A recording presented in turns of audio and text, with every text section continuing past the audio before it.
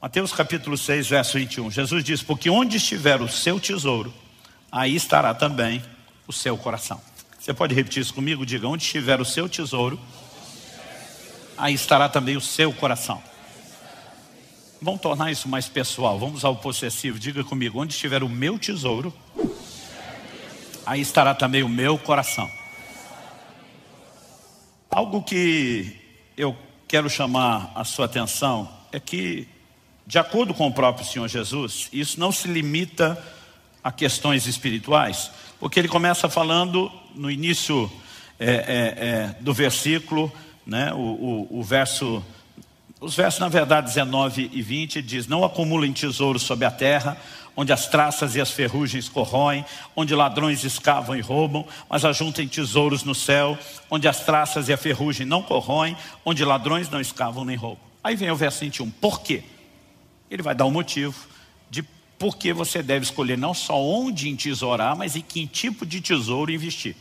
Então, é nessa explicação: onde estiver o seu tesouro, aí estará também o seu coração, que reside o motivo da lógica apresentada.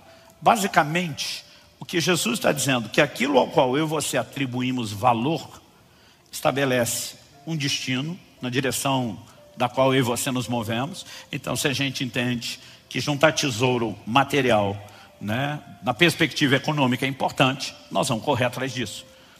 E aqui Jesus não está dizendo que a gente não pode ter, mas ele fala de acumular. A palavra tesaurismo fala de amontoar, né? Porque tesouro é aquele tipo de coisa que, na perspectiva natural, econômica, né, monetária, financeira, quanto mais você tem, mais quer ter, né? Então acaba se tornando uma obsessão, uma busca sem fim. Então o Senhor diz: se é isso que é o seu tesouro, seu coração vai estar naquilo que é terreno.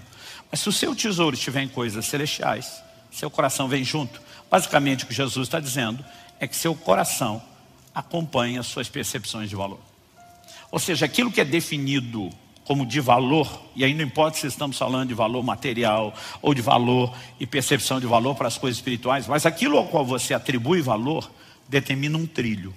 Esse trilho não só diz respeito à direção para onde você vai, qual é o alvo que você vai perseguir, mas eu diria que a percepção de valor, além de definir o trilho, a direção na qual você se move, ela vira uma espécie de força motriz. É aquilo que te empurra no trilho em relação ao destino, né? Juntar dinheiro é importante, bora trabalhar, bora lutar por isso, bora correr atrás. Juntar tesouro no céu é importante, bora construir galardão, né? Então não apenas o trilho que aponta a direção se estabelece diante de você, mas é uma força motriz, uma motivação, um combustível para que você se mova naquela direção. Quando você entende que o que Jesus está falando envolve desde o natural até o espiritual, você começa a perceber que não cabe a desculpa de não tenho tempo para isso. Porque quando você atribui importância a algo, você vai arrumar tempo.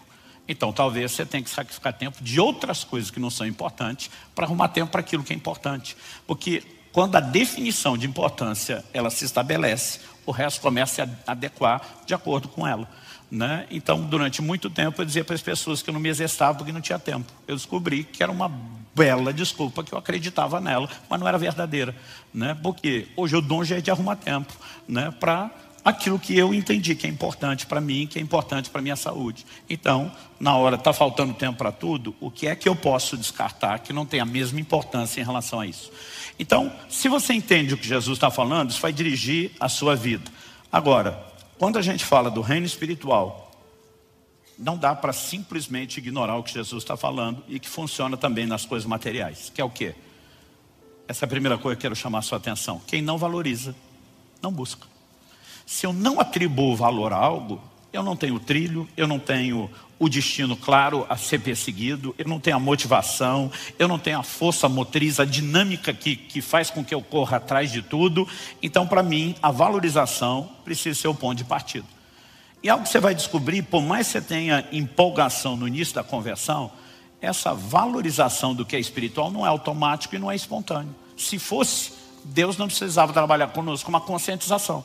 Então em Colossenses, no capítulo 3, de 1 a 3, a Bíblia diz: se vocês foram ressuscitados juntamente com Cristo, busquem as coisas lá do alto, onde Cristo vive, assentado à direita de Deus. Pensem nas coisas lá do alto e não nas que são aqui da terra, porque vocês morreram e a vida de vocês está oculta juntamente com Cristo em Deus. Se a Bíblia está dizendo que eu tenho que pensar e buscar, significa que há algo que eu e você precisamos intencionalmente fazer para viver nessa consciência e nessa busca. Se fosse automático, Deus não precisava dizer o que é que eu e você fazemos. Então acredito que essa coisa de pensar mais, ela fortalece o quê? A percepção de valor que nós temos. Porque quanto mais eu penso nas coisas espirituais, mais eu consigo discernir o valor e a importância. Quanto menos eu penso, ainda que distraído, não significa que eu quero dizer que aquilo não tem valor, mas quanto menos eu penso, né, nessas coisas, menos eu busco. Então todo crente precisa viver o que eu chamo da percepção de valor. E ao longo da Escritura você vai descobrir isso, né? Vai descobrir que a moeda do reino de Deus, ela diz respeito à importância. Quando a gente fala moeda, eu sei que sou estranho, mas há uma moeda de troca. Jesus usou essa linguagem quando na carta à igreja de Laodiceia diz: aconselho que de mim compre ouro refinado pelo fogo, vestes brancas para que te vista, colírio para que unja os teus olhos, a fim de que veja. Quando ele está dizendo compra, ele não está dizendo que o reino espiritual tem um modelo econômico ou de barganha, exatamente como nós fazemos o comércio do dia a dia. Mas ele está dizendo, ao mesmo tempo, você precisa entender que para conseguir algo que está disponível aqui, você tem que oferecer alguma coisa. Então ele não está falando de uma troca que vai levar a gente a ignorar a graça ou considerar mérito, mas ele está falando de participação. Eu e você entramos com alguma coisa. E o que é isso? A única coisa que eu consigo encontrar em comum, e eu gosto de, quando eu estou estudando a Bíblia, buscar padrões recorrentes. Aliás, quero encorajar vocês, né? Todos aqueles que estão nos 100 dias da palavra, a capacidade de ler a Bíblia num período menor de tempo, as pessoas dizem: ah, pastor, mas não dá para memorizar e lembrar de tanto. Eu digo, é verdade, você vai perder no que diz respeito à memorização, porque tem um volume maior de leitura. Mas a capacidade de enxergar o todo, ela é fantástica quando você lê a Bíblia num período menor de tempo. Então, me preparando para os 100 dias, eu li a Bíblia toda no mês de janeiro. Aproveitei o meu tempo de retiro, de oração, fiz a conta, né? E falei para ler 30,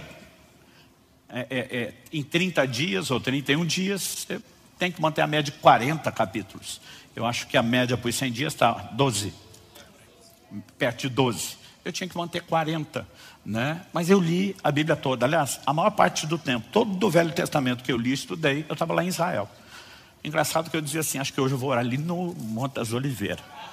Esqueci de falar disso, né? Vai ficar para o final. Era para eu falar antes, eu não sei. Mas assim, você vê os profetas anunciando o juízo, logo depois de ter lido em qual momento da história eles entram, porque tem hora que você está lendo lá Isaías, você nem lembra de quais reis ele profetizou, onde é que o que ele está falando se encaixa. Mas quando você lê em pouco tempo, isso te ajuda e te ajuda muito. Então, quero fechar o parênteses, fazer aqui, né, a você o encorajamento. E isso me ajudou a encontrar muitos desses padrões nesse tempo de janeiro, né? Eu gosto o tempo todo de buscar padrões, recorrência. E uma coisa que tem me chamado a atenção nessas últimas leituras é quando a gente fala que a moeda do reino de Deus é a troca, há um padrão recorrente nas Escrituras. Então você vai encontrar figuras diferentes, uma roupagem diferente para falar a mesma coisa. Por exemplo, Isaías 55:1, todos vocês têm sede, venham às águas. E vocês não têm dinheiro, venham, comprem e comam. Sim, venham e comprem, sem dinheiro e sem preço, vinho e leite. Como é que se compra sem dinheiro? Então, Deus de novo está usando a figura da compra. Mas você não vai comprar com dinheiro. Quando Jesus diz, aconselho que de mim compre ouro, colírio, veste branca, ele não está falando de usar o dinheiro que você tem. Mas a ideia da compra está lá. Então ele diz, quem tem sede, venha às águas. Vocês que têm fome, venham e comprem. Então, muitas vezes, seja uma figura da fome, seja a figura da sede, você percebe que Deus está usando. Isso é necessário para que você consiga o que eu tenho. Isaías 44:3, derramaria água sobre o sedento. Para quem é que Deus vai dar água? Para aquele que tem sede. Por quê? Porque o que tem sede vai aproveitar a água, não vai desperdiçar a água, vai fazer bom uso da água. Ou seja, a ideia por trás da figura da sede é percepção de valor. O sedento dar valor à água. E ele vai aproveitar aquilo que está sendo oferecido. Mas Jesus diz aos discípulos: não deis aos cães o que é santo e não lancem pérolas aos porcos. O que ele está dizendo? Você não entrega o que tem valor para quem não reconhece o valor do que você está oferecendo. E Deus não mandaria a gente fazer nada que ele mesmo não faça primeiro. Então Deus também não entrega nada a quem não tem percepção de valor. Outro dia alguém chegou para mim e falou: pastor, me explica um mistério que eu tenho dificuldade de entender. Eu falei: qual? Ele falou: o Jacó trollar o irmão, entregar comida em troca de uma promessa do direito de primogenitura, a gente entende. Esperteza do irmão mais novo, né? E bobagem do irmão mais velho. Mas os céus autenticarem a transação dos dois? Como é que o Jacó conseguiu que os céus validassem aquela negociação que ele fez? Falei: a Bíblia não diz que os céus validaram o ato de compra de Jacó. Não, mas ele falei: a Bíblia não diz que os céus validaram o ato de compra de Jacó. A leitura bíblica, ou a releitura de Gênesis, feita lá no livro de Hebreus, é: Esaú desprezou o direito de primogenitura. E quando Deus olha para alguém que não atribui valor e diz: se você não valoriza o que entrega, você não fica com ele, vai para o próximo na linha de sucessão, que é quem está dando valor, ainda que sem a revelação de Deus, está tentando usar de subterfúgios, meios carnais e escusos, pelo menos havia percepção de valor. Ele estava valorizando aquilo que o irmão não estava valorizando. Então, ao longo de toda a Escritura, você percebe o que? A percepção de valor é uma chave. Então, se nós estamos falando de uma vida espiritual intensa, de buscar Deus, gente, quem não valoriza não busca. É simples assim. Todo mundo acompanhando? Então, a pergunta prática a ser feita é: o que nos impede de valorizar mais? Né? Será que só nos falta ler a Bíblia e saber? Logo depois de Mateus 6, 21, né? No 19 e no 20, Jesus dizendo: não junta tesouro aqui, junta no céu. Onde está o tesouro, está o seu coração. Quando ele chega no verso 24, ele diz: ninguém pode servir a dois senhores, porque ou irá odiar um e amar outro. Aí ele diz assim: ou irá se dedicar a um e desprezar a outro. Então a gente fala de amar e odiar, parece muito extremo. Mas quando ele fala de dedicação e desprezo, o que ele está falando? Muitas vezes o desprezo, dedicação, a gente sabe que é uma entrega que vem de alguma percepção de valor. Ou eu me dedico à pessoa que eu valorizo, ou eu me dedico porque a consequência da minha dedicação é algo que eu atribuo valor. Mas o desprezo, ele normalmente nasce do inverso. Eu estou desprezando a pessoa porque eu não dou valor a ela. Eu estou desprezando uma área específica a qual eu poderia me dedicar porque eu não vejo lucro naquilo. E muitas vezes o que acontece conosco não é que a gente acorda de manhã dizendo: Deus, o Senhor não é importante, eu não te quero. Mas outras coisas começam a concorrer com o lugar deles, chamar nossa atenção. A gente passa a dar percepção de valor a ela, se dedicar. E a gente não percebe que a percepção de valor de Deus começou a diminuir e, consequentemente, a dedicação a Ele. Então, se quem não valoriza não busca, a razão pela qual nós não buscamos é qual? É muitas vezes distrações. E essas distrações, elas não estão relacionadas necessariamente porque um dia eu e você acordamos dizendo para Deus: não queremos o Senhor. De acordo com o ensino bíblico, elas podem brotar até de coisas que o próprio Deus disponibilizou e ofereceu para a gente. E aí você podemos entender que muitas vezes a valorização demasiada de certos prazeres, e não estou nem falando dos prazeres pecaminosos. Outro dia alguém falou para mim: não, pastor, pecado não dá prazer. Eu falei: se não desse, ninguém pecava. Hebreus 11, 25 fala dos prazeres transitórios. O problema é que ele não dura. Ele se mostra rapidamente que foi um engano, né? Aquele prazer durou quase nada e a desgraça do resultado, ela vai durar muito mais. Mas obviamente existe alguma coisa ali, porque senão as pessoas não pecavam. Agora, há prazeres que eles estão não no terreno do ilícito, eles estão no terreno do lícito.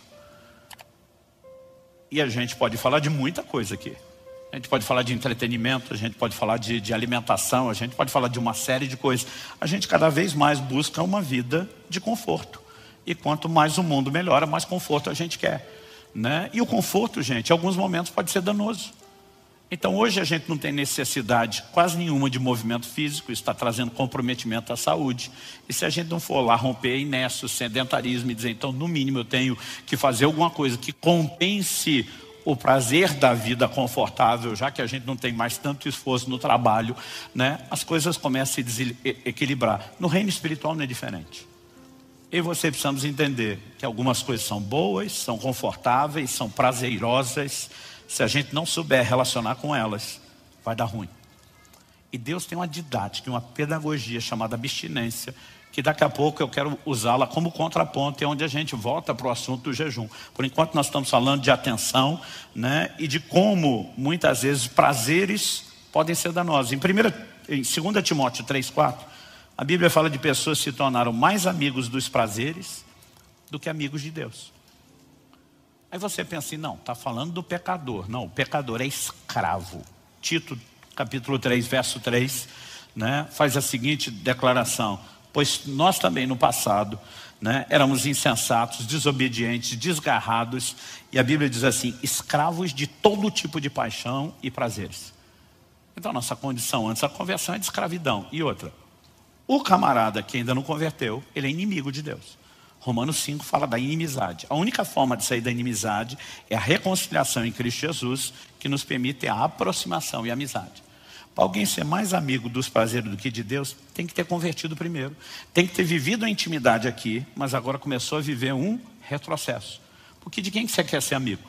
Consciente ou inconscientemente, de quem de alguma forma te agrada, pelo menos mais do que desagrada, já que ninguém é perfeito, né? Você tem que encontrar mais coisas agradáveis do que desagradáveis.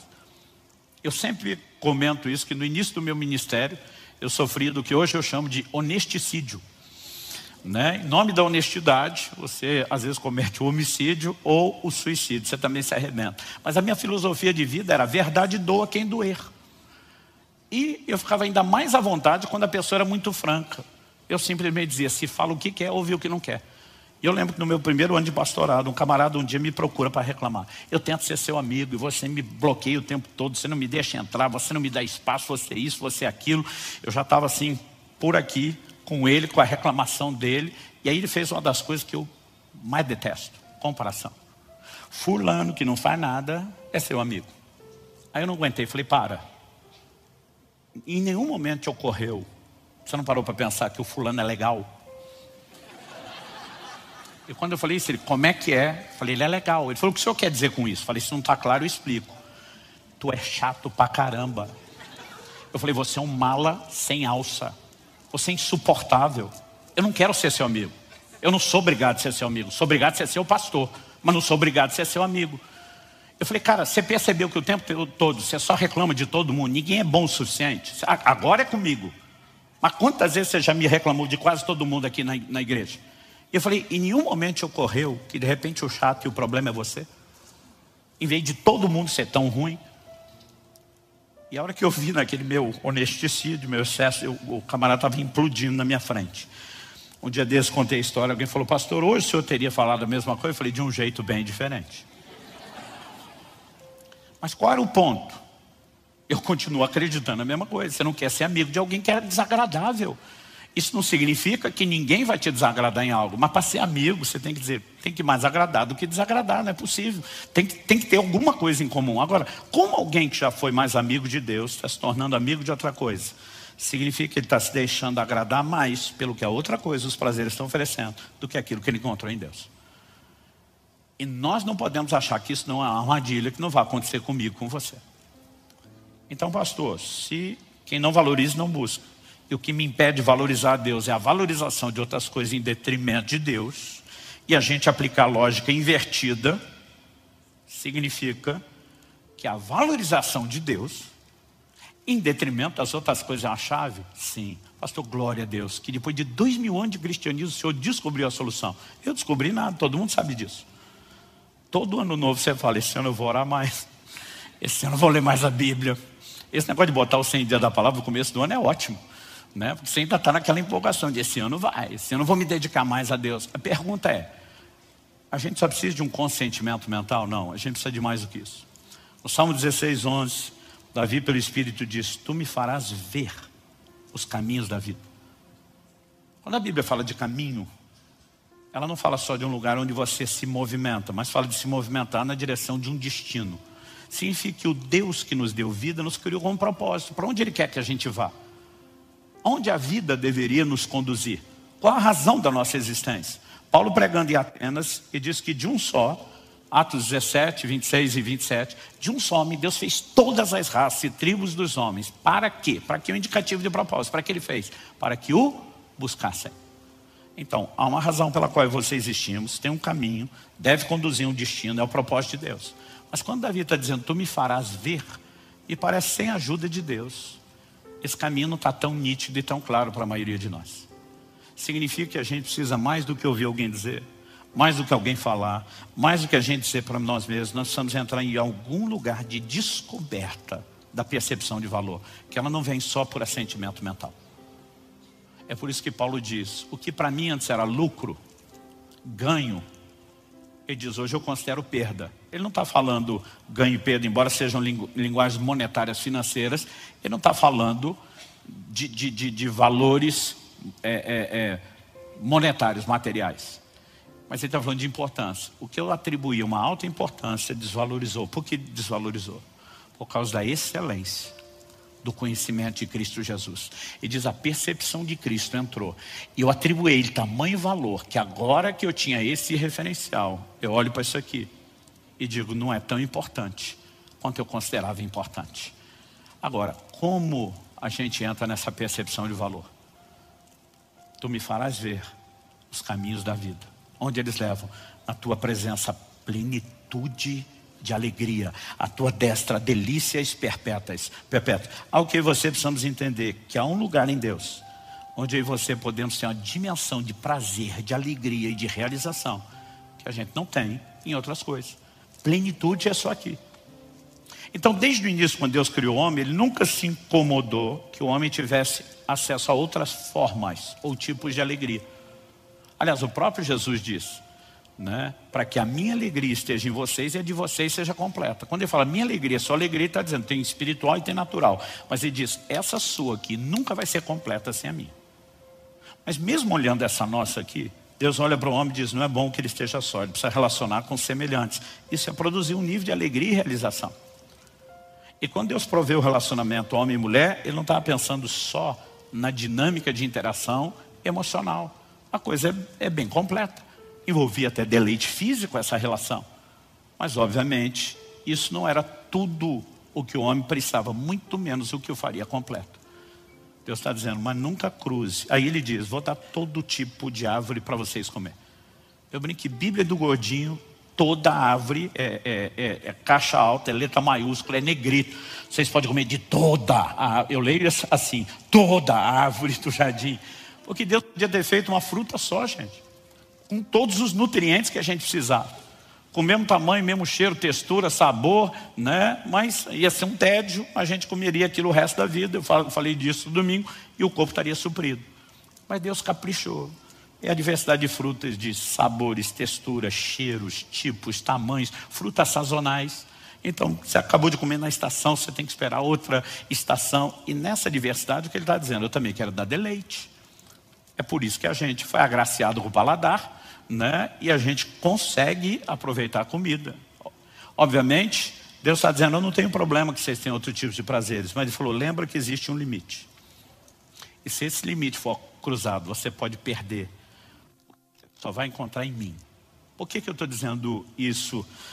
Porque se eu e você entendemos que no reino de Deus, quem não valoriza não busca, e que a valorização de outras coisas em detrimento de Deus nos impede de valorizar e buscar como deveria, então que a solução contrária é valorizar Deus em detrimento de outras coisas, qual é o ponto de equilíbrio para entrar nessa percepção e não se perder, mesmo nessas coisas boas que Deus nos dá?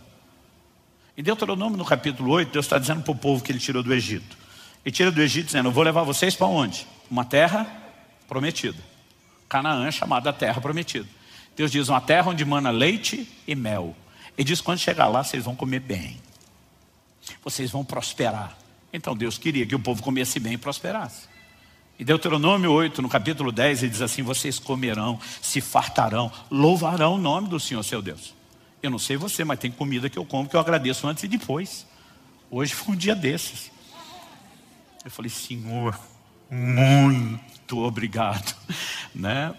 Ele disse, vocês vão louvar. Mas no verso seguinte, o 11 diz, mas que não aconteça e depois de terem comido, se fartado, construído casas, prosperado, que vocês se esqueçam do Senhor seu Deus.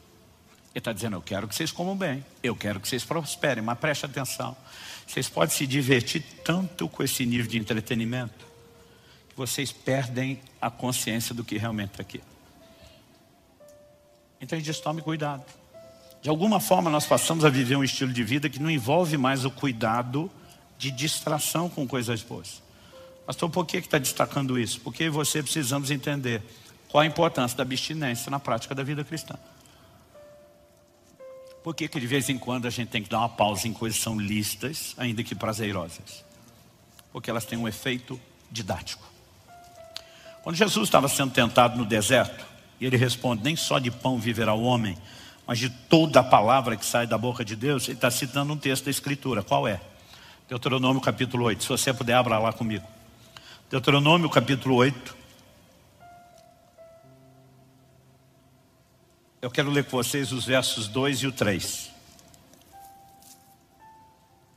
O texto diz assim, lembrem-se de todo o caminho pelo qual o Senhor, seu Deus, os guiou no deserto durante esses 40 anos, para humilhar vocês, para pôr vocês à prova, para saber o que estava no coração de vocês, se guardariam ou não os seus mandamentos. Deixa eu fazer uma pausa. Para saber o que estaria no coração de vocês. A maioria das pessoas, quando tem as primeiras experiências de jejum prolongado, e isso vai aumentando à medida que o jejum é maior do que os anteriores, todo mundo fala, pastor, o senhor ficou em crise. Eu digo sim, porque o jejum expõe o pior de você. De alguma forma, ele vai trazer à tona o que está no seu coração e a sua necessidade de Deus. E Deus vai dizer isso. Olha o verso 3. Ele humilhou vocês. Como? Ele os deixou passar fome. Ele os sustentou com o maná que vocês não conheciam e nem os pais de vocês conheciam. Para que vocês compreendessem que o ser humano não viverá só de pão, mas de tudo o que procede da boca do Senhor. Para que vocês compreendessem, ele vai dizer aqui, tem um efeito didático. Há um nível de compreensão que não se alcança sem que você passe por esse processo. Qual o processo? Humilhação e fome. Quando a Bíblia fala do jejum, ela não usa só o verbo jejuar. Por exemplo, no Antigo Testamento você tinha um dia anual de jejum, o dia da expiação. Em Levítico 16 você vai ver isso. Do dia 10, do mês 7º, todo mundo tinha que jejuar. Só que você vai ler Levítico e você não encontra a expressão jejuar. Você vai encontrar afligir as almas, humilhar as vossas almas. Aí outro dia alguém falou, o texto não fala de jejum. Eu falei, fala. Diz que aquele que não se humilhasse e não afligisse sua alma seria morto. Se humilhar fosse só um sentimento, como é que você sabe se a pessoa fez ou não fez? Então no livro de Jeremias, do profeta Jeremias, e depois no livro de Atos, você vê duas referências ao dia da expiação, chamando ele de o dia do jejum. Aí você tem explicação lá na frente do que era afligir a alma, que todo mundo entendia. Aí alguém falou outro dia, pastor, mas quando eu jejuo eu não fico feliz. Ele falou, que grande descoberta sua, quem é que fica? Você está desconectando das suas fontes de alegria. Então assim, o propósito do jejum não é te deixar feliz, é te lembrar que existe outro tipo de felicidade. E às vezes você tem que desconectar dessa, para simplesmente conseguir compreender alguma outra coisa, que ela fica apagada, enquanto você tem mantido essa percepção de prazeres e alegrias materiais, terrenas, acesos. Eu lembro que há um ano e pouquinho atrás, um pastor me perguntou, Subirá, o que é que tem te levado? Ele falou, eu não conheço ninguém que jejue como você hoje. Ele falou, não vou dizer que não há, mas no meu universo de relacionamento conheço ninguém. Nem a quantidade de vezes ao longo do ano, nem a frequência, nem a duração. Ele falou, nada. Ele falou, o que tem te levado a se dedicar tanto ao jejum nos últimos anos? Falei, no início da minha carreira, do meu ministério, era só a fome do sobrenatural. Eu queria ver milagre, queria ver mover de Deus, queria ver o fluir do Espírito Santo. E acho que é um excelente efeito colateral da prática do jejum, as manifestações do sobrenatural até hoje. Eu falei, a diferença é que hoje não é mais o que me move. Hoje é um bom efeito colateral, mas não é o meu propósito. Ele falou, hoje qual é o propósito? E a minha resposta dos últimos anos tem sido a capacidade de perceber deleites espirituais. E aí vou dar um exemplo, que pelo exemplo, talvez você vai lembrar de ter me ouvido falar disso em janeiro de 2023. Eu falei para ele, pastor, para te explicar o que é algo espiritual, quando eu falei perceber os deleites espirituais, e aí eu quero que você lembre do Salmo 16, na tua presença, a plenitude de alegria só desce delícias. Quando ele está falando de delícias, está falando de deleites. Como é que eu e você podemos ter um tempo de oração e a gente sai com a sensação de, graças a Deus terminou? Como é que nós podemos ter um tempo de leitura bíblica? Diz, aleluia, terminei os 12 capítulos de hoje e daqui a pouco vou achar algo que me deixe feliz, porque aquilo... A gente sabe que tem algo lá, mas a pergunta é, a gente consegue usufruir isso? A gente está percebendo isso? Aí quando eu falei sobre perceber os deleites, ele falou, pastor, me explique mais sobre isso. Eu falei, eu vou te dar um exemplo natural para explicar o que é espiritual. O que eu descobri nos jejuns prolongados é que o seu paladar fica assim, aguçado de uma forma absurda. Eu acho que começa com um processo de limpeza, desintoxicação do corpo. Mas acho que tem a ver com não ter aquela enxurrada de sabores diferentes o tempo todo. Mas, por exemplo, a turma diz que a água não tem gosto. Quem jejua, pelo menos jejum prolongado, discorda, né? Eu estava esses dias numa viagem no exterior, dei um gole na água. Eu simplesmente parei, a pessoa falou, o que foi? Eu falei, que água é essa? Ele falou, por quê? Eu falei, o pH dela é maravilhoso. Ele falou, como é que o senhor sabe? Eu falei, porque o gosto é ruim. Um pH alto significa que a água é mais salobra, né? Eu falei... E aí ele falou, dá uma olhada. Eu olhei, pH da água 9,5. Então assim, o ideal durante o tempo do jejum é que você beba uma água de um pH pelo menos 7. Mas quando você vai para água muito boa, ela fica ruim. Então assim, tem hora que para resolver o problema de um pH muito baixo ou sabor muito alto que você não consegue beber, qual a dica que a gente dá? Limãozinho na água. O limão mascara o sabor e normalmente se o pH é baixo resolve. Então eu passei a ter esse hábito. Uma vez só isso me custou caro. Eu tinha recém saído de uma hepatite. Meu fígado está muito sensível. Acho que botei muito limão proporcionalmente para a água. E aquilo me trouxe um incômodo. Foi uma única vez. Normalmente ele é muito bom e é saudável. Aí eu falei para ele, eu estava numa reunião com um grupo de pastores durante esse jejum. Sentei com eles para comer. O povo vai embora, vai para o hotel, você não está comendo. Falei, mas pelo menos eu quero ter a comunhão com vocês e não vou ficar tentado. Falei, eu garanto para vocês. Quando chegamos no restaurante, ainda brinquei. Falei, hoje vai ser um banquete, água com gás, com limão espremido, né? Falei, então hoje é dia de festa. Então cheguei lá, pedi para o garçom, você me traz limão espremido? Suco do limão para eu pôr na água? Beleza. E quando ele trouxe um copo grande. Eu estranhei. Normalmente a turma manda aquele copinho, eu brinco que é copo de pinga, né? Copinho pequeno, com meio ou um limão espremido. Eu vi o tamanho do copo, que era maior e cheio. Eu chamei o garçom, enquanto ele vinha, eu falei, deixa eu provar primeiro. Porque a primeira coisa que eu pensei, ele entendeu errado, trouxe uma limonada. Quando eu provei, eu senti que estava doce. E aí ele chegou e falei, amigo, eu não sei se eu não expliquei, ou você não entendeu direito, mas eu não queria limonada, eu queria só o suco do limão. Ele falou, mas isso não é limonada, isso é limão. Eu falei, não pode, está doce. Ele falou, impossível. Ele falou, eu vi o cara da cozinha espremendo só limão aí, não tem como estar doce. Pensei, tô doido. Peguei o copo e bebi a segunda vez. Dei um golinho, falei, tá doce. Ele não pode, o pastor na minha frente, deixa eu ver isso aqui. Passou a mão no copo, deu um gole, fez uma cara de azedo. Disse, pelo amor de Deus, subirá, não tem nada de doce aqui. Pensei, eu tô doido. Peguei o copo de novo, provei a terceira vez. Quando eu provei, falei, tá doce. Ele pegou, provou de novo, fez cara de azedo de novo, falou, não tá. Todo mundo na mesa resolveu provar pro tiratema e todo mundo dizia, subirá, você tá louco, não tem nada de doce. Foi só essa altura que eu lembrei do jejum. Falei, gente, meu paladar está nesse nível que eu estou percebendo a frutose, o açúcar natural do limão, que ninguém consegue perceber. E aí eu falei, cara, me desculpa, o problema está comigo mesmo. Obrigado que você trouxe e tal, né? Apesar que já não tinha sobrado muito limão depois de tudo aquilo, mas agradeci ele. Aí eu falei, pastor, o que é que eu descobri com essa mudança do paladar? Alguns dias depois eu estou em outro almoço. E um dos pastores terminou de comer, levantou, pegou a sobremesa, uma salada de fruta. E ele vem com uma lata de leite condensado e começa a derramar, desculpa para os que amam isso, começa a derramar aquela desgraça do leite condensado em cima da salada de fruta. E, gente, para quem o limão está doce, você imagina as outras frutas? A minha vontade é voar no pescoço dele e dizer, você não precisa botar o leite condensado, que a fruta é doce. Só que eu mesmo penso, quantas vezes eu não fiz o que ele está fazendo? Hoje o açúcar não é parte da minha alimentação, mas eu mesmo fiz isso, porque eu não conseguia mais perceber o doce da fruta. Você habitua tanto com o açúcar que você perde a capacidade. E a essa altura do campeonato, o pastor está olhando para mim com a cara de, cara, já entendi. Eu falei, basicamente, o que o jejum tem feito por mim é me levar a esse lugar de entender que se você não tira o leite condensado, você não consegue perceber o leite da fruta. E muitas vezes a gente está vivendo aqui, ó, empanturrado de leite condensado, com todo tipo de prazeres. Quando você olha para o jejum não te leva só a pausar o prazer do paladar. Esse desconforto que o jejum traz no início chega a ser assustador para muitos de nós. Outro dia um cara falou, ô pastor, eu jejuei para estar perto de Deus, mas estou mal.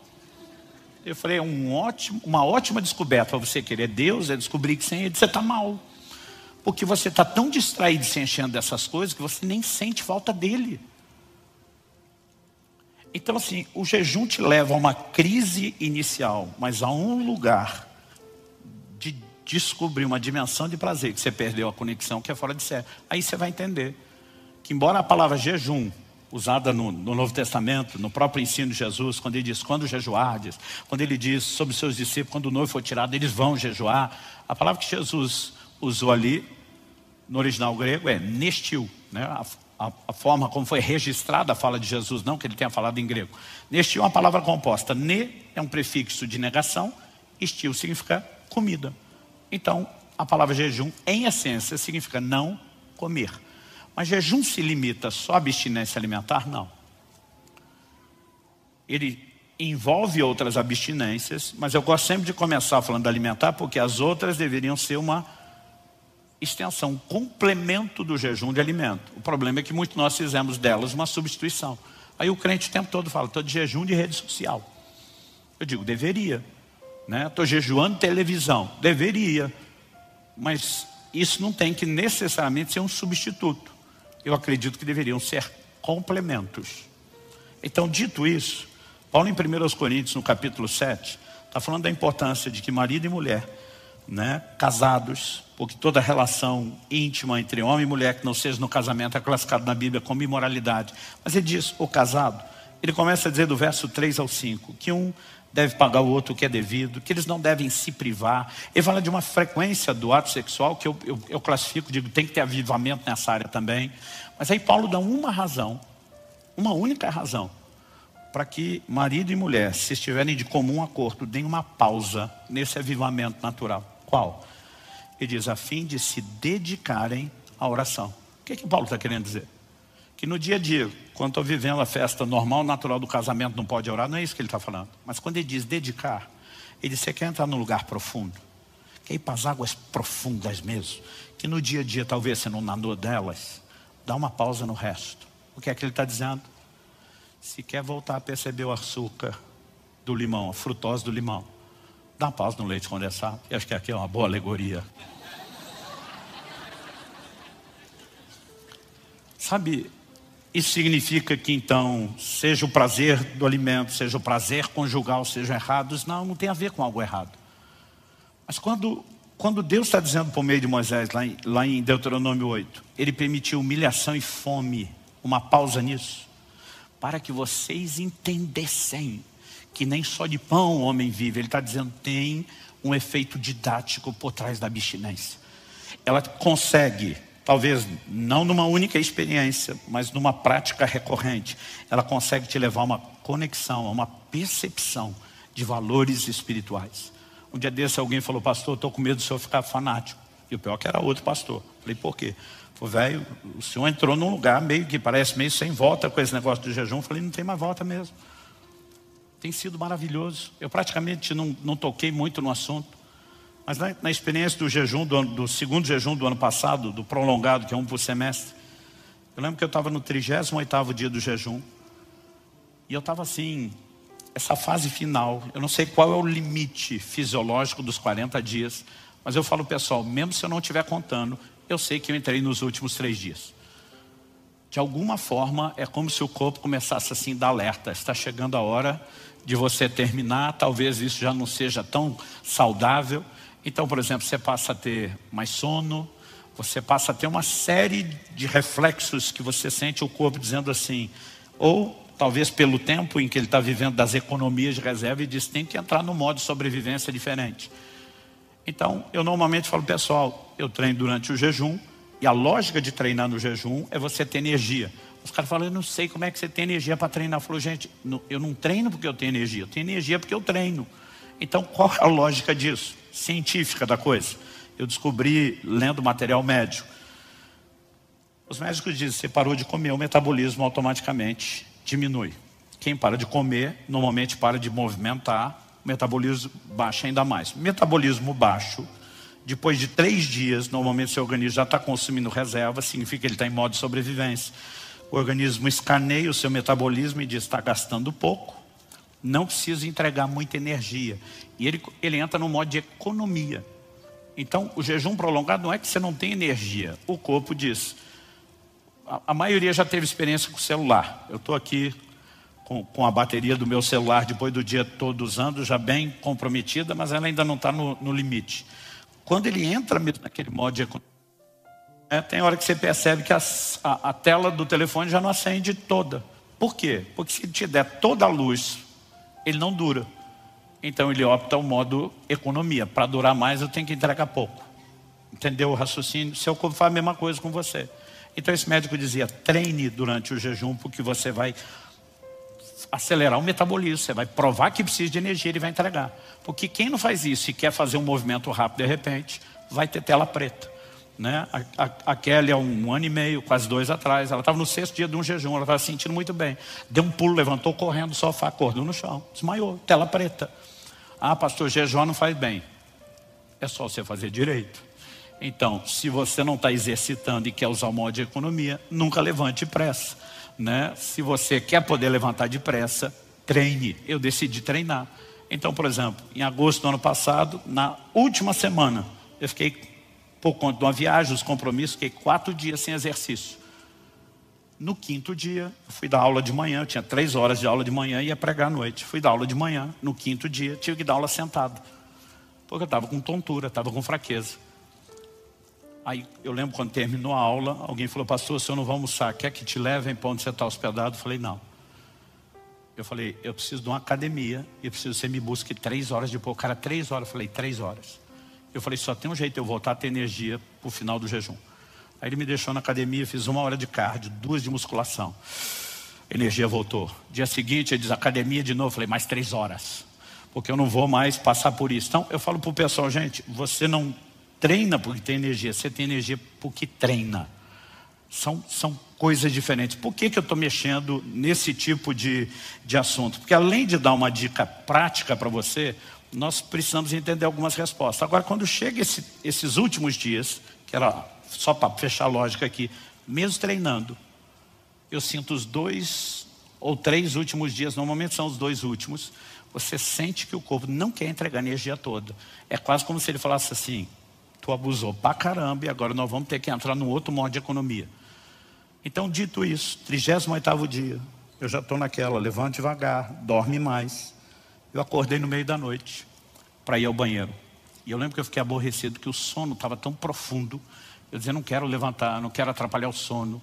Mas eu lembro quando eu voltei do banheiro, eu estava pensando assim, meu Deus, estou parecendo um zumbi de tanto sono.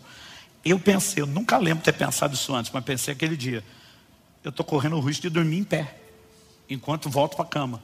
Mas a coisa que me deu alegria foi pensar, por outro lado, a hora que bater a cabeça no travesseiro, encostei ali, em 3 segundos eu apago. Tipo assim, não vai me atrapalhar. Eu acho que a coisa boa de ter pensado isso tudo foi o que aconteceu. A hora que eu encostei a cabeça no travesseiro, eu não ouvi uma voz audível. Aquilo parecia mais um pensamento, um sentimento, uma sugestão. Algo dentro de mim simplesmente parecia, por que é que você não ora um pouco? Eu não queria orar, eu queria dormir. Eu pensei, isso não é de mim, certeza que não é meu, porque eu não quero orar, eu quero dormir. Eu falei, então vamos para o plano espiritual, não é o Satanás, porque ele não quer que eu ore. Então, não é porque o chamado era atraente, por eliminatório eu falei, só pode ser Deus. Minha carne está sofrendo com o processo e Deus está me fazendo um convite. Eu falei, só tem um jeito de saber se é Ele. Eu comecei a orar. Então, sem muita vontade, deitado mesmo, Senhor, eu quero te agradecer. Mais um jejum que está terminando.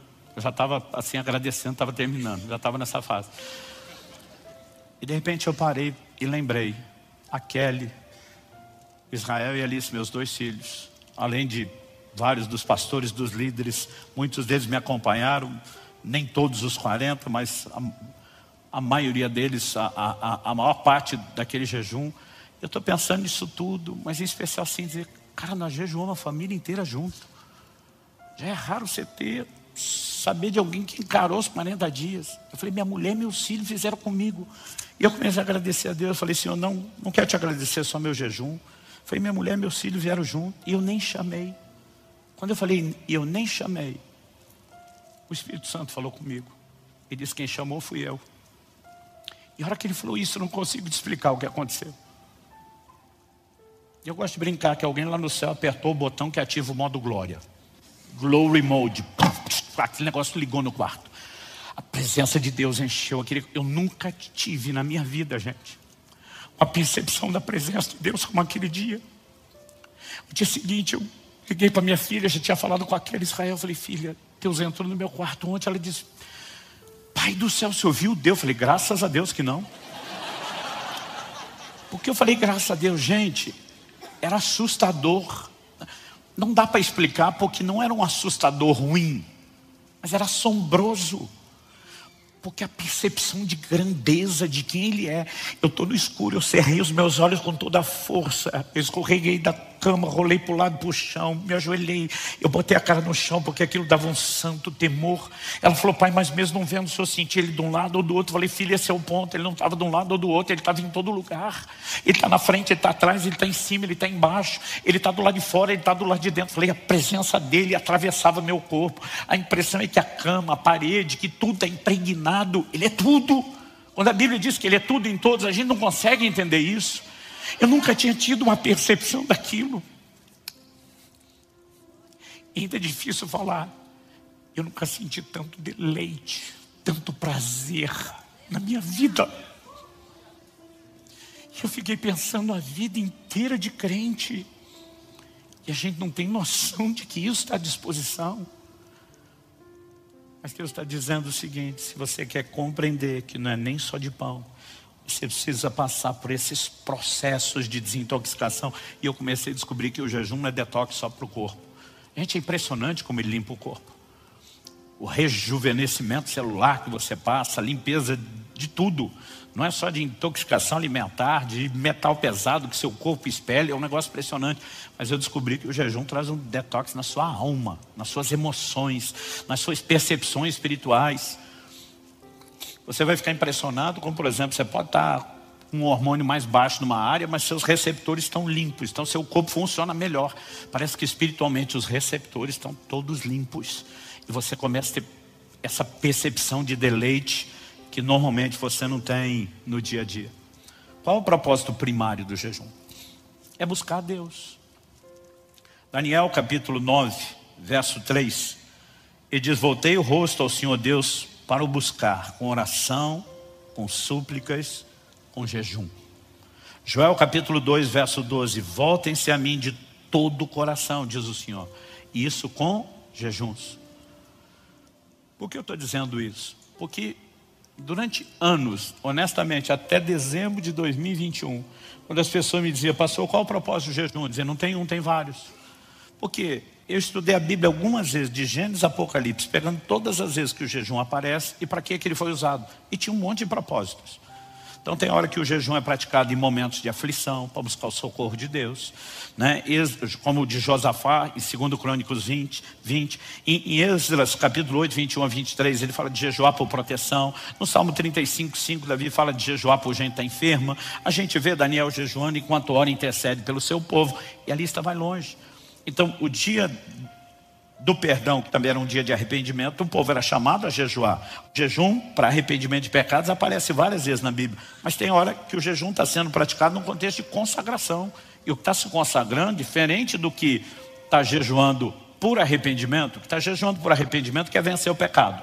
O que está jejuando por consagração também. Mas o primeiro quer vencer o pecado que o derrubou. O outro não quer fazer o jejum do primeiro. Ele não quer nem cair. Ele quer vencer para não cair. Então, os dois podem estar lutando contra o pecado, mas são diferentes. Então, eu tinha uma lista.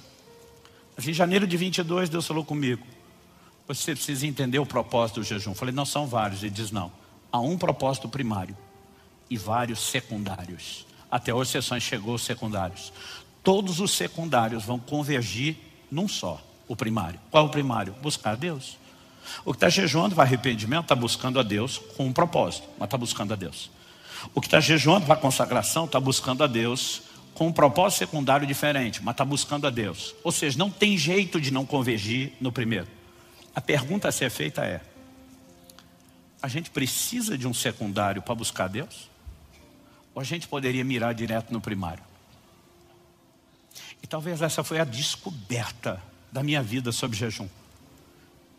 Eu falei, eu não preciso de uma crise, eu não preciso de um problema sério e estar desesperado por uma intervenção de Deus, porque durante muito tempo eu só dizia situações extremas requerem medidas extremas. O problema está grande, bora jejuar. Ok, e se eu não tiver problema? Mas eu apenas estou decidido a desligar de prazeres inferiores, porque eu quero os prazeres superiores. Por que é que eu preciso de um propósito secundário? Eles são aceitáveis, eles são parte do jogo, me entenda, eu não estou falando contra eles. A pergunta é, eu não preciso passar por eles, eu posso ir direto. E aí eu comecei a enxergar gente no Novo Testamento que mirou direto no primeiro. Ana. Lucas capítulo 2, verso 37, que ela adorava noite e dia, com jejuns e oração. O jejum era parte da vida de adoração e de oração. A Bíblia não menciona problema, não menciona necessidade de milagre. Aí você chega em Atos 13, os líderes da igreja de Antioquia, enquanto eles estavam adorando o Senhor e jejuando. A igreja não está mais em perseguição, o lugar onde eles estão em Antioquia, lá na Síria, não está passando por problema, não existe nenhum indício de nenhum propósito secundário, mas eles apenas querem estar com o Senhor. O que esses dois textos têm em comum? Além de ambos terem sido escritos por Lucas, estarem no Novo Testamento e mencionarem o propósito primário. Aí você começa a perceber as consequências dos desdobramentos. Quem é Ana? Uma mulher de percepção para o profético. Profetiza. O que acontece em Atos 13? Disse o Espírito Santo. E o Senhor começou a dizer, se você quer se familiarizar mais profundo com a minha voz, o jejum vai te ajudar a desintoxicar das outras coisas e entrar num lugar de percepção. E as direções de Deus, a compreensão da palavra. Eu tenho vivido uma revolução do entendimento bíblico. Cada vez que eu volto um jejum, eu estava agora em Israel, eu escrevi um livro em 9 dias, gente. Quase 300 páginas, em 9 dias. A clareza de entendimento daquilo de Gênesis, Apocalipse, eu dizia, como é que eu não vi isso tão claro antes, né? A soma, Deus acrescentando o entendimento que vem sendo construído ao longo do tempo. E você fica, uau. Há 1 ano e meio atrás, eu conversei com aquele pastor, a história do limão. Nós falamos muito sobre jejum. Quando eu saí, fui para a academia, para aquela coisa de manter energia. Estou lá no elíptico, louvor e adoração. Eu falei, Jesus, a única coisa que eu não conversei com o fulano, essa percepção que eu tenho de que o jejum aumenta a capacidade de revelação da tua voz, da tua palavra. Eu falei, mas eu não tenho uma base bíblica para provar isso, então achei melhor não tocar no assunto com ele. Eu falei, mas eu queria entender isso melhor. Qual o mistério? Mas não fiz uma pergunta esperando uma resposta não imediata. Tem coisa que eu pergunto para Deus, às vezes vem depois de 20 anos, tem coisa que ele nunca respondeu, mas eu sempre gosto de perguntar. A hora que eu perguntei qual o mistério, um flash na minha frente. Não tinha nada natural para dar aquele brilho. Agora tenta imaginar que um brilho, um flash de luz são fração de segundos. Agora tenta imaginar que alguém filmou esse flash naquela câmera super lenta e agora vai passar depois. Aquela luz assim, abrindo lentamente. E vamos imaginar que o tempo todo desse brilho coube o que eu vou contar agora. Então a mente fica bugada, porque não cabe numa fração de segundos tanta coisa. Naquele brilho, eu ouvi tudo que eu vou contar agora. 2 pessoas estão conversando atrás de mim. Eu não vi nada, mas eu ouvi as 2 pessoas. Um do meu lado esquerdo e do meu direito. Um pergunta para o outro. Quando foi que Moisés, o primeiro legislador, recebeu a revelação da lei? Outro diz, ao longo dos 40 dias de jejum no monte. Mas o tom de conversa deles não parece informal do dia a dia. Parecia ser uma coisa teatral, ensaiada. Eu não consigo explicar como eu percebia o tom de voz, mas é como se aqueles 2 estivessem falando assim, vamos fazer um joguinho para ele entender, só para ele explicar, para compreender a explicação. Aí o primeiro pergunta de novo para o segundo, e quando Cristo, o novo legislador, recebe a nova lei que seria comunicada na nova aliança? O outro olha e diz, a partir dos 40 dias de jejum no deserto. E tudo isso dentro do flash. Quando o flash acabou, minha mente começa a conectar o resto. Daniel com as revelações do tempo do fim, no final do jejum e todo o processo.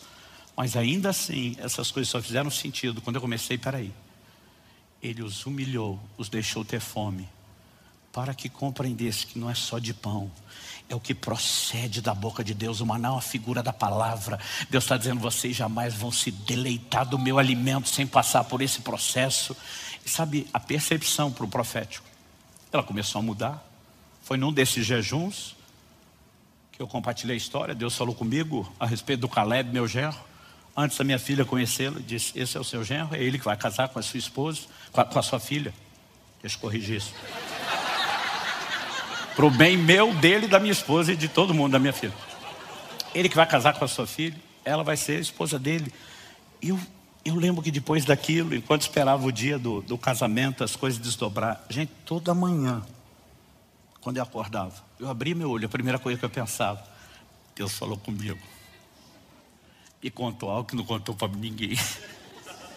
Pô, descobri que tinha mais alguém que tinha ouvido a mesma coisa. Mas não mudou a minha alegria de saber os detalhes do processo de uma forma, aquele senso de intimidade, de conexão com Ele. Não dá para explicar o prazer e a realização por trás disso. Então assim, eu não quero insinuar que você tem que fazer o que eu estou fazendo depois de uma vida inteira praticando o jejum. E eu acredito que porque Deus me confiou a mensagem para o corpo de Cristo, eu tenho que ser o primeiro a vivê-la da forma mais intensa. Eu disse para Deus, o Senhor não precisa me pedir mais. Se o Senhor não me parar, eu falei, o Senhor, minha mulher, meu médico são os únicos que podem me parar. Se o Senhor não me parar, vai ser um por semestre. E até agora Ele está me dando corda, porque em junho do ano passado, eu fui para Israel para gravar. Eu lembro que eu estava num momento de oração, numa casa de oração em Beceba. O Espírito Santo falou comigo, não no jejum de julho, mas no de janeiro de 24, você vai vir fazer aqui, interceder por Israel. Eu entendi que ele tinha autenticado pelo menos os próximos 2 que eu tinha escolhido fazer. Mas tem sido algo importante. E o que eu sinto de Deus, eu estou empolgado, gente. Eu tenho visto gente jejuar nessa casa, como eu não vejo em quase lugar nenhum. Mas é só o começo de uma grande revolução que está por vir. E sabe, não importa se você vai fazer um dia por semana, se você, né, como vai ser a sua dinâmica. Talvez tenha gente no nosso meio que nunca vai fazer mais do que um jejum parcial, que não vai fazer um jejum tão prolongado na água. Mas o jejum tem que ser parte do nosso estilo de vida, porque essas pausas nos deleites inferiores, principalmente quando elas vão se tornando frequentes, recorrentes, elas vão produzindo em nós uma percepção de deleites maiores. E sabe, você pegar a palavra de Deus, acordar no meio da madrugada, dizendo, eu não vou fazer isso porque obrigado. Eu vou fazer isso porque eu não aguento esperar amanhã cedo. É outra conversa, é outra dinâmica. Não só do como foi gostoso aquele tempo ali, mas o que isso passa a produzir na sua vida. Eu preciso terminar. Eu quero citar uma frase que me fez pensar muito nos últimos anos. Ela é atribuída a um camarada chamado Edward Farrell. Ele diz, quase em todos os lugares e em todos os tempos, o jejum sempre ocupou um lugar de grande importância, visto que ele se encontra estreitamente relacionado com um profundo senso religioso. Talvez isso explique a negligência do jejum no nosso tempo. Quando o significado de Deus diminui, o jejum desaparece. Mas eu ouso afirmar o inverso. Quando o significado de Deus aumenta, o jejum reaparece. Ou ainda diria o inverso, quando o jejum reaparece, o significado de Deus na nossa vida, ele também começa a aumentar, porque há uma relação de causa e efeito que ela parece ser mútua, vai e vem, né? E essas coisas estão relacionadas. Então, eu quero provocar você. O jejum é uma escolha, menos que Deus te peça algo, você escolhe quando faz, quanto tempo faz, qual a periodicidade, qual o tipo do jejum, qual a duração. Não há regras. Há momentos que nós podemos ter uma convocação profética, uma grande mobilização, e aí, quando vamos fazer a coisa de forma coletiva, talvez haja um pouco mais de organização. Mas pense em algo que pode ser flexível. O importante é que você possamos fazer cada vez mais. Eu estou realmente orando muito. O pastor Marcelo Neves me pediu, falou, cara, mesmo que não seja o começo do ano, que é uma dinâmica diferente, mas quem sabe, ele falou isso ano passado, por de julho do ano que vem, A gente não faz uma preparação e uma mobilização da igreja como nós nunca fizemos antes. A gente não faz uma campanha, né, de jejuns maiores. Então nós estamos buscando de Deus o que é que nós podemos fazer em conjunto de forma a auxiliar o corpo. Mas eu não quero que você sinta pressionado. Às vezes uma época boa para mim não é época boa para você. Há N fatores. Eu sei que cada vez que vai chegando o próximo vai me dando uma agonia, uma ansiedade, um desespero de entrar. Eu falei para minha esposa, eu não vou aguentar esperar janeiro, vou começar em dezembro. Ela falou, seu aniversário, Natal, nem pensar. Eu faço aniversário 20 de dezembro. Né? Ela falou, a gente tem que comemorar isso em família. Eu falei, eu não ligo para o aniversário. Ela falou, nós ligamos para o seu aniversário. Eu falei, tá bom, eu espero. Né? Ela diz, vamos ter o tempo de família.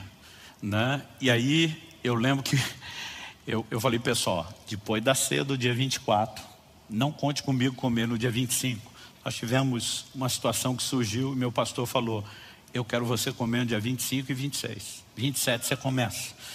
E eu naquela agonia, porque assim, deixou de ser um incômodo. E o que eu começo a descobrir, que está me aguardando lá, vai ficando tão atraente, que vai dando um desespero.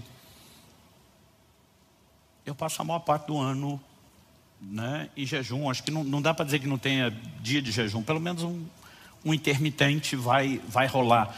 Mas assim, quanto mais frequente, quanto mais recorrente, né, maior tem sido o impacto. E depois de estar servindo a Deus, né, há muito tempo. Eu estou buscando a Deus de forma intensa, pelo menos desde os meus 15 anos. Estou com 51. 30 anos só de ministério pastoral, 33 anos pregando.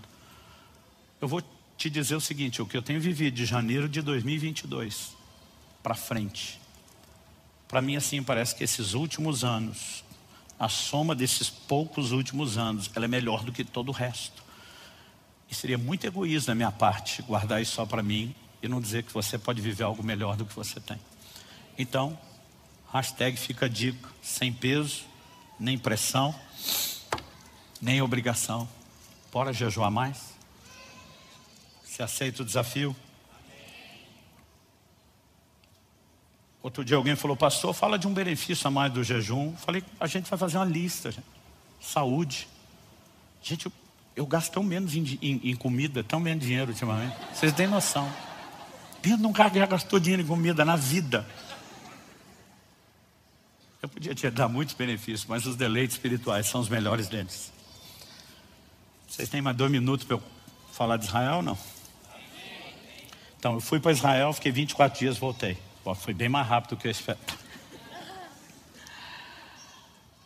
Quando Deus falou comigo, nós não tínhamos um cenário de guerra. Então, na minha cabeça, eu questionei pouco. Eu falei para Deus assim, Daniel intercedeu por Israel na Babilônia. Por que é que eu preciso ir orar por Israel em Israel? Eu posso fazer isso no Brasil. Mas ele não abriu a discussão, não respondeu. Eu falei, o senhor não deve satisfação. Algo que eu tenho aprendido, você tem um comando do Espírito Santo, obedeça, entendendo ou não entendendo. Eu lembro que eu levantei daquele momento de oração, virei para minha esposa, falei, faz tempo que você me fez uma proposta, nós passamos pelo menos um mês em Israel. A gente ficou 22 dias gravando em janeiro de 2018. Eu falei, eu queria voltar uma hora aqui com você. A gente ia onde quer, a hora que quer, conhece lugar bíblico, visita, ao mesmo tempo descansa, passeia, soma isso tudo, né, com o conhecimento, os acessos, os contatos que você tem, seria incrível. Aí eu falei para ela, 5 anos atrás você pediu isso, topa fazer em janeiro de 24? Ela falou, topa.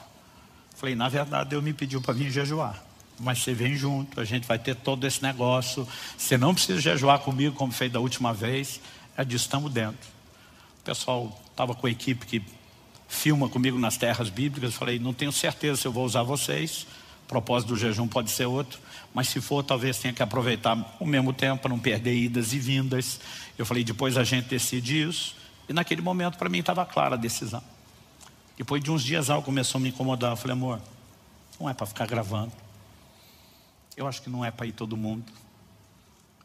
Mas em 28 anos de casado, nós nunca ficamos um mês longe um do outro. Foi a primeira vez que eu fiquei um mês distante daquela em 28 anos de casado. Então eu falei, no mínimo você tem que ir comigo. Eu acho que por mais que a gente simplifique, é isso. Quando estourou a guerra, minha esposa pergunta, e aí, você ainda vai? Eu falei, vou. Eu e você não sabíamos da guerra, mas o Deus que mandou eu separar janeiro, Ele sabia que a guerra ia acontecer. E se Ele mandou ir, a responsabilidade é dele, né? Ela disse, não tem medo? Eu falei, nem um pouco. E se Ele dissesse que eu morro na situação, eu ia do mesmo jeito, porque de alguma forma Ele tem toda a razão. E não adianta discutir com Ele. Mas eu falei, pelas promessas que eu tenho sobre minha vida, sobre nossa casa, sobre a igreja, sobre o ministério, sobre tudo, certeza que eu volto, né? Abraão, quando vai sacrificar o filho, o livro de Hebreus diz que ele cria que Deus podia ressuscitar o menino depois de morto, porque não faz sentido eu prometer e não cumprir. Então, se o que é que Ele vai fazer, problema dele, mas que eu posso ter a convicção baseada no que Ele já falou, eu posso. E a minha principal experiência foi entender que eu não estava em Israel apenas para orar por Israel. A gente poderia fazer isso de qualquer lugar. Eu entendi que as orações por Israel também não diziam respeito só à crise. Gente, a coisa só vai piorar daqui para o fim. Mesmo que haja uma solução temporária para esse problema, e a raiz desse conflito não tem solução. Então, se você não estudou história, todo o terreno geográfico que já foi conquistado na perspectiva do Islã, que se tornou um califado, um lugar de domínio deles, jamais pode sair do domínio deles. E Jerusalém, que já esteve por séculos com toda Israel, ninguém aceita perder aquilo. Então só tem um jeito de evitar conflito. Ou Israel é eliminado, deixa de existir, que é a filosofia do Hamas, que é um grupo extremista, assim como alguns outros, a Jihad Islâmica. Ou Israel se torna muçulmano, o que nunca vai acontecer pelo tipo de fé que eles também têm. Então não existe perspectiva de que esse conflito não exista. Não há divisão de terra. Quando você tira o deserto do sul de Israel e pega da metade para cima produtiva, só a Cisjordânia já é metade do país que foi levado para o lado de lá, né? Não estamos falando da faixa de... Não há divisão de terra, esse conflito não vai acabar. Mas quando você olha as profecias, você percebe que Israel estará cada vez mais sozinho. Então assim, quando o navio americano encosta 6 dias depois no Mar Vermelho, isso diminui a empolgação dos vizinhos de entrar na guerra. Mas chegará um momento onde Israel estará isolado e desconectado de tudo e de todos. Todos os eventos finais terminam naquele cenário. A Bíblia diz que quando Jesus foi assunto aos céus, Ele foi exatamente do Monte das Oliveiras. O anjo que aparece para os apóstolos diz, do mesmo modo como vocês o viram ir, Ele vai voltar. Do mesmo modo. A Bíblia diz que Ele sobe e de repente eles deixam de enxergá-lo porque Ele foi oculto pelas nuvens. Quando a Bíblia fala sobre a sua volta, diz que Ele aparecerá onde? Nas nuvens. O ponto de desaparecimento será o inverso, o ponto de aparecimento. Só isso? Não. Zacarias 14, quando fala do dia do Senhor e da vinda do Messias, diz, naquele dia, os seus pés serão colocados onde? No Monte das Oliveiras. O lugar de onde Ele saiu é o lugar de onde Ele volta. As nuvens que o ocultaram é o lugar. Então imagina, falando na linguagem antigamente, o filme sendo rebobinado, passando ao contrário. Subiu, volta. Todo o desfecho do tempo do fim acontece naquele lugar. E nós precisamos entender que todas as profecias já foram ditas, não predeterminando o acontecimento das coisas, mas liberadas da parte de um Deus presciente que conhece tudo o que vai acontecer. Pastor, quando a gente vai orar lá em Israel é mais espiritual? Não. Por que o senhor faz caravana para lá? Não é o propósito espiritual. Eu lembro de uma vez que nós estávamos no ônibus e todo mundo, agora é a entrada triunfal em Jerusalém. Eu falei, para com essa bobagem. Eu falei, o livro de Apocalipse diz, a cidade que espiritualmente se chama Sodoma e Egito, onde crucificaram o Nosso Senhor. Eu falei, isso vocês chamam de cidade santa? A Bíblia chama. Eu falei, quando a Bíblia chama, está falando dos adventos futuros de um lugar onde o Senhor estabelecerá um reino físico. E a Bíblia diz, de Sião sairá a lei e todas as nações serão governadas por Ele. Então, não confunda o cumprimento futuro de promessa com o que você tem hoje. Eu fico doido com um crente que é por pedido de oração escrito no Muro das Lamentações. Eu digo que tu tem acesso direto ao Santo dos Santos pelo nome de Jesus. E acho que escrever um pedido e botar num muro de pedra é que vai fazer a diferença. Aí os crentes ficam dizendo, eu quero ser batizado de novo no Rio Jordão. Eu falei, você acha que santo é a água do rio ou é o nome de Jesus? Então assim, não vamos mistificar nada do que tem lá. É maravilhoso. Não quero que você pense outra coisa. Já tive lá 7 vezes. É maravilhoso que perspectiva, o emocional, o entendimento das distâncias, imaginar aquele cenário, aquela geografia, muitos dos lugares que ainda são conservados parecidos, você diz, cara, aqui tudo aconteceu. mas não é mais espiritual. Mas o que eu e você precisamos entender? Deus faz uma promessa para Abraão. E diz, a sua descendência será como a areia do mar. Está falando de numerosa. Mas ele também diz, sua descendência será como as estrelas do céu. Demora para a gente perceber que Deus está falando de duas linhagens. Deus está dizendo, vou te dar uma linhagem terrena, mas também te darei uma linhagem celestial. Então João Batista diz, das pedras Deus pode fazer nascer filhos de Abraão. Sabe o que ele está dizendo? Vocês não têm noção de onde Deus vai tirar o cumprimento da promessa que ele fez à linhagem de Abraão. E Paulo escreve principalmente aos Gálatas, mas também aos Romanos, falando dos filhos da fé. Então, às vezes o crente olha para o judeu e diz, esse é abençoado que é filho de Abraão. Nós somos filhos de Abraão. Nós somos herdeiros da promessa.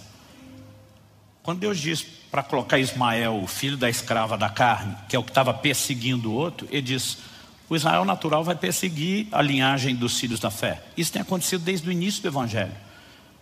Mas assim como Deus disse que em Isaac é que estaria a herança, eu e você precisamos entender que a promessa de Deus tem se cumprido por meio da igreja. E a igreja vai cumprir o seu papel. Em Mateus 21, Jesus diz que a vinha foi entregue a um grupo de lavradores que não deu os frutos. Ele manda os servos cobrar, os profetas. Eles matam. Ele diz, vou mandar meu filho. Talvez meu filho ouça. A Bíblia diz, matar o filho.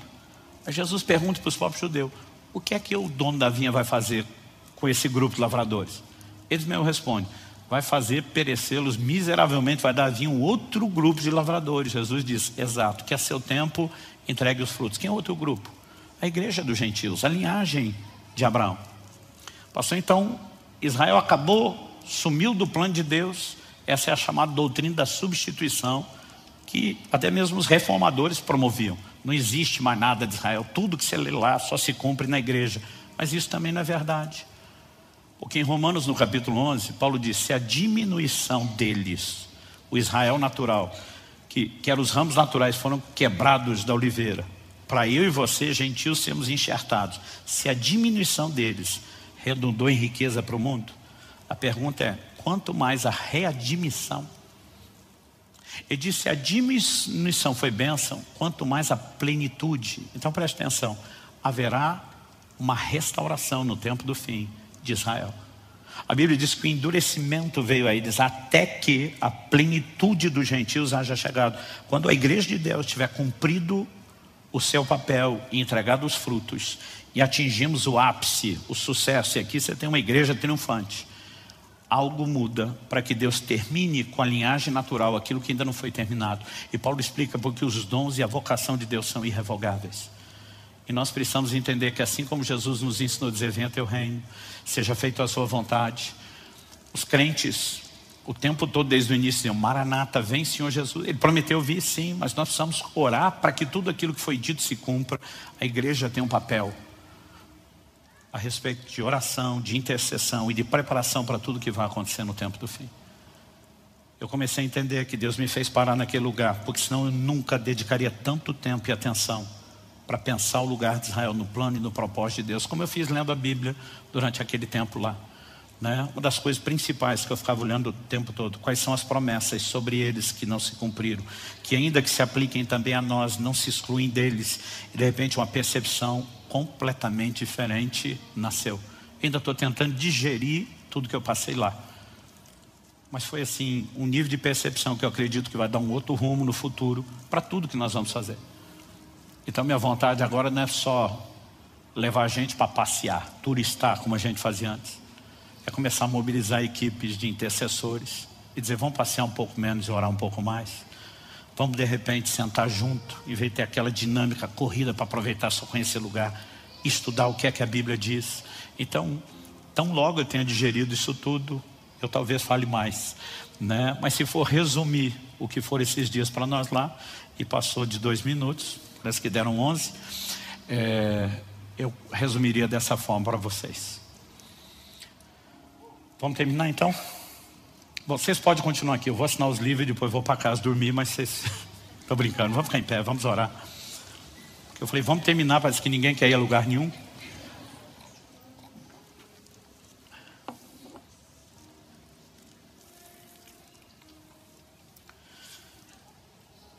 E ouça com atenção, porque eu creio que eu falo isso pelo Espírito de Deus. Virão dias de um convite diferenciado para o lugar da intimidade. E muita gente distraída não vai ouvir ou perceber o convite.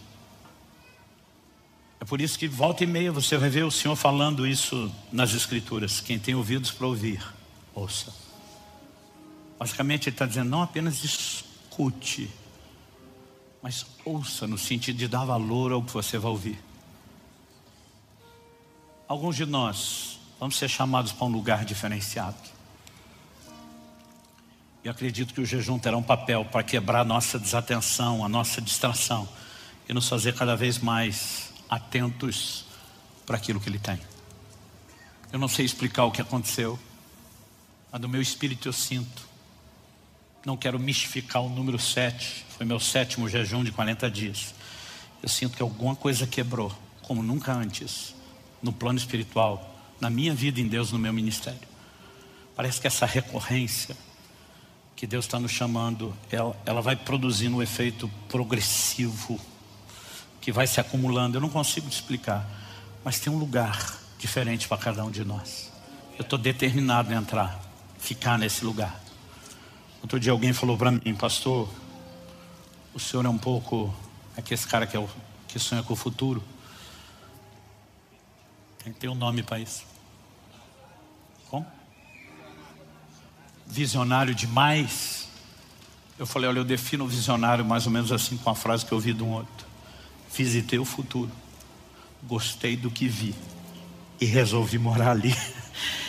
Existe algo a respeito não apenas de sonhos, mas de percepção profética. Há um lugar para onde Deus quer nos levar.